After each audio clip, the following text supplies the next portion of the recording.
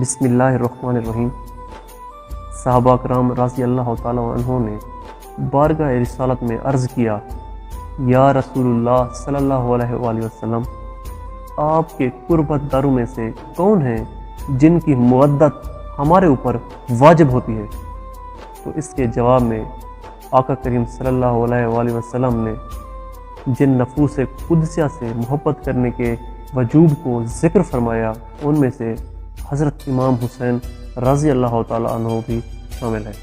Number 2، حضرت شداد رضی اللہ تعالیٰ عنہ فرماتے ہیں کہ حضور نبی کریم صلی اللہ علیہ وآلہ وسلم عشاء کی نماز کے لیے گھر سے تشریف لائے اور حضرت امام حسن یا حضرت امام حسین رضی اللہ تعالیٰ عنہ کو اٹھائے ہوئے تھے، ان کو ساتھ بٹھایا اور عشاء کی نماز شروع فرمائی۔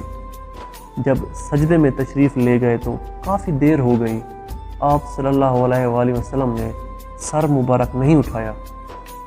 حضرت شداد فرماتے ہیں کہ میں نے سر اٹھا کر دیکھا تو شہزادہ رسول آپ صلی اللہ علیہ وآلہ وسلم کی پیٹھ مبارک پر سوار ہیں۔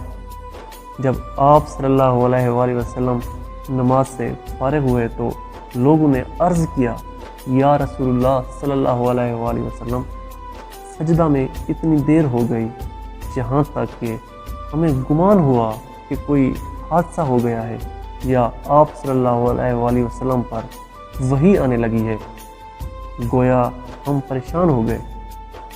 رسول اللہ صلی اللہ علیہ وآلہ وسلم نے ارشاد فرمایا، ایسی کوئی بات نہ تھی بلکہ میرا بیٹا میری پیٹھ پر سوار تھا۔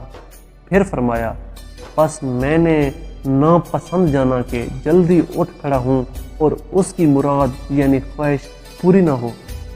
یہ مبارک الفاظ حضرت امام حسین رضی اللہ تعالیٰ عنہ کی شان و عظمت پر مہر کے ثابت ہیں کہ آپ رضی اللہ تعالیٰ عنہ کی خواہش کو پورا کرنے کے لیے رسول اللہ صلی اللہ علیہ وآلہ وسلم نے سجدہ لمبا کر دیا۔